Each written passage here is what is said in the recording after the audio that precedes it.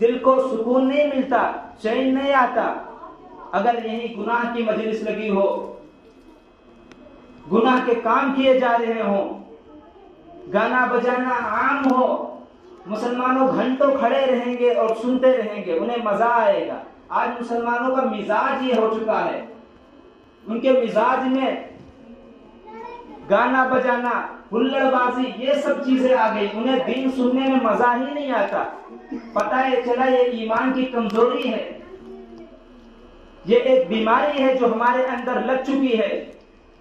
اس بیماری کو ہمیں ختم کرنا ہے، اور یہ ختم کیسے ہوگی؟ جب ہم اللہ کے رسول صلی اللہ علیہ وسلم کا اتباع کریں گے، ہم یہ جاننے کی کوشش کریں گے، ہم ہر وقت اللہ کے رسول صلی اللہ علیہ وسلم کا، سنتوں کا اور آپ کے عادت کا اور صحابہ کرام رضی اللہ عنہم اجمعین کے واقعات کا پڑھنے کا شوق ہوگا۔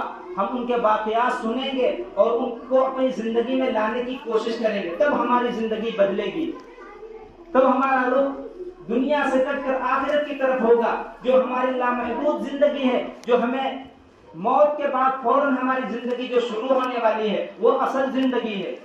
اس زندگی میں ہم تھوڑے دن کے لیے آئے ہیں دنیا کے اندر، یہ ہم اپنی آخرت کی تیاری کرنے کے لیے آئے ہیں۔ ہم یہاں ناچنے گانے کے لیے نہیں آئے، یہاں ہم کمانے کے لیے نہیں آئے، ہم یہاں بے حیائی پہ ناچنے کے لیے نہیں آئے، ہم یہاں آخرت کی تیاری کرنے کے لیے آئے ہیں۔ جو یہ ہمیں وقت ملا ہے، اللہ نے ہمیں جو فرصت دی ہے، مہلت دی ہے، ہمیں یہاں رہنے کے لیے نہیں دیا کہ وہاں تم جاؤ رہو آرام سے۔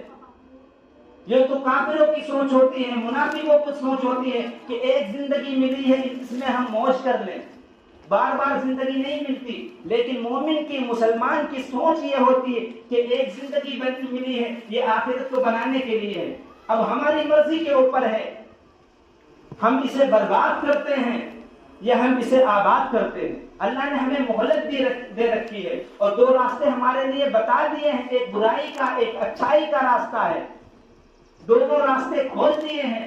ہر شخص جس کے پاس عقل سلیم ہے، جو ذہن رکھتا ہے، جس کے پاس دماغ ہے، وہ یہ جانتا ہے کون سا راستہ صحیح ہے، کون سا غلط ہے۔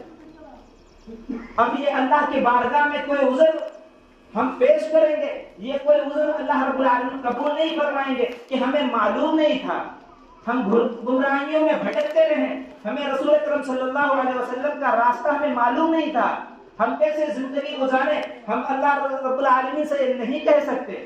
اس لیے اللہ رب العالمین نے زندگی گزارنے کے لیے ہمیں قرآن دیا ہے، اللہ کے رسول صلی اللہ علیہ وسلم کی سیرت احادیث ہمارے پاس موجود ہیں۔ اب یہ ہم سمجھیں کہ اللہ رب العالمین کی بارگاہ میں کل یہ کہہ دیں گے کہ ہمیں معلوم نہیں تھا، یہ کوئی عذر قابل قبول نہیں ہوگا، یہ کوئی عذر اللہ رب العالمین کے یہاں قبول نہیں ہوگا کہ ہم اللہ رب العالمین سے کہہ دیں گے کہ اے اللہ ہمیں معلوم نہیں تھا، اس لیے ہم سنت اور شریعت کے مطابق زندگی نہ گزار سکے، ہم ویسے گناہوں میں زندگی گزارتے گزارتے قبر کے گھڑے میں آ گئے، پھر آپ سے ملاقات ہو گئی۔ یہ اللہ رب العالمین کوئی عذر قبول نہیں فرمائیں گے، اس لیے ہمارے پاس عقل سلیم ہے، ہم اچھا برا سمجھ سکتے ہیں، کیا اچھا ہے کیا برا ہے، دین کے بارے میں ہمیں معلومات نہیں، پتہ چلا ہم جاننے کی کوشش ہی نہیں کرتے،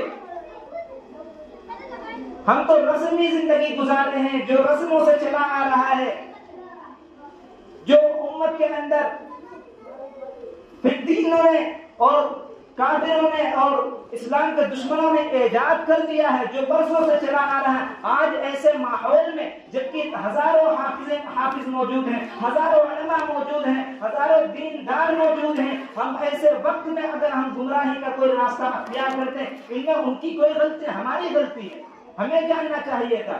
قرآن کس لیے ہے؟ مردوں پر پڑھنے کے لیے ہے؟ قرآن کس لیے ہے؟ یہ قسم کھانے کے لیے ہے؟ ہم نے ذرا سی بات پر لوگ کہتے ہیں کہ قرآن لے آؤ قسم کھا جاؤ، ذرا سی لڑائی ہوئی لوگ قرآن کو اس لیے بیچ میں لے آتے ہیں کہ اس کی قسم کھا جاؤ۔ ہمیں شرم آنی چاہیے، قرآن کو اس لیے اللہ نے اتارا تھا کہ ہم اس کے مطابق زندگی گزاریں، آج ہم قرآن کی قسمیں کھا رہے ہیں، مردوں پر پڑھ رہے ہیں، یا زیادہ سے زیادہ بھوت اور جنات اتارنے کے لیے جھاڑ پھونک کرا رہے ہیں، اس لیے قرآن ہے۔ اللہ نے قرآن کس لیے اتارا تھا؟ قرآن کی آیتیں پڑھ کے دیکھو، پہلا پارہ پڑھ کے دیکھو، اللہ نے قرآن میں فرمایا ھدی للمتقین، یہ متقیوں کے لیے ہدایت کی کتاب ہے۔ اللہ کے رسول صلی اللہ علیہ وسلم جب اسے پڑھتے تھے روتے تھے، صحابہ کرام رضی اللہ عنہ اجمعین جب پڑھتے تھے روتے تھے، کہتے تھے یہ میرے رب کا کلام ہے، یہ میرے اللہ کا کلام ہے، یہ قرآن مجید میرے اللہ نے اتارا ہے، یہ رب کی کتاب ہے۔ وہ نمازوں میں قرآن مجید کی تلاوت کرتے تھے، پوری رات قرآن مجید تلاوت نمازوں میں پڑھتے تھے۔ اللہ کے رسول صلی اللہ علیہ وسلم کی عادت تھی لمبی رکعتیں پڑھتے تھے۔ آج یہاں کوئی امام صاحب لمبی رکعت کرتے ہمیں دقت ہو جاتی ہے، ہم پریشان ہو جاتے ہیں، اتنی لمبی رکعت، اتنی لمبی رکعتیں کیوں پڑھتے ہیں؟ حالانکہ صحابہ کرام رضی اللہ عنہ اجمعین کی زندگی دیکھو، حضرت عمر رضی اللہ عنہ فجر کی نماز میں سورہ یوسف پڑھتے تھے، سورہ کہف پڑھتے تھے، اتنی بڑی آدھے پارے کی ایک سورتیں پڑھتے تھے، انہیں مزہ آتا تھا قرآن مجید پڑھنے میں۔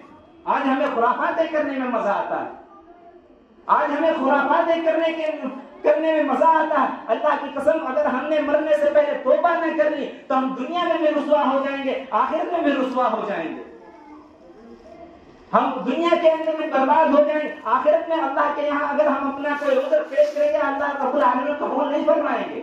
اس لیے ہمارے پاس ابھی وقت ہے، فرصت ہے، اللہ نے وقت دیا ہے، ٹائم دیا، اللہ رب العالمین سے دعا کریں کہ اللہ جب تک ہمیں زندہ رکھ، ایمان پر زندہ رکھ، جب ہمیں موت اسلام پر ہمیں موت آئے، اور اس کے لیے کوشش بھی کریں، جیسے ہی نماز کے لیے اذان دی جائے ہم فوراً مسجد کے اندر آئیں، جیسے ہی اللہ کا دین بلند کرنے کے لیے ہمیں آواز دی جائے ہم اپنے علماء سے جڑے رہیں۔ آج ہمارا تعلق اپنے علماء سے نہیں ہے، مسجدوں سے نہیں ہے، مدرسوں سے نہیں ہے، دینداروں سے نہیں ہے، آج ہمارا تعلق غیروں سے ہے۔ حالانکہ ہمیں چاہیے تھا کہ ہم اپنا تعلق مسجد سے اور مدرسے سے، علماء سے جوڑتے، اور ہر چیز دین کی ایک معلوم کر کے اپنی زندگیوں کے اندر لاتے، اور یہ ارادہ کریں، یہ کوشش کریں، اے اللہ اب اتنی زندگی جو گزر گئی، غفلت میں گزر گئی، لیکن جو آنے والی زندگی ہے آج سے عہد کر لیں، یہ نیت کر لیں کہ انشاءاللہ قرآن مجید پر عمل کرتے ہوئے گزاریں گے۔ اگر ہم یہ عہد کر لیں گے، نیت کر لیں گے، کوشش کریں گے، اللہ رب العالمین کی ذات سے امید ہے اللہ بیکار ضائع نہیں کرے گا، ہمارے اس عہد کو پورا کرے گا۔ اس لیے ہم سب نیت کریں، کوشش کریں، نمازوں کی پابندی کریں گے اور دین اسلام کے مطابق زندگی گزاریں گے۔ اللہ رب العالمین ہمیں کہنے سننے سے عمل کی توفیق عطا فرمائے۔ الحمدللہ۔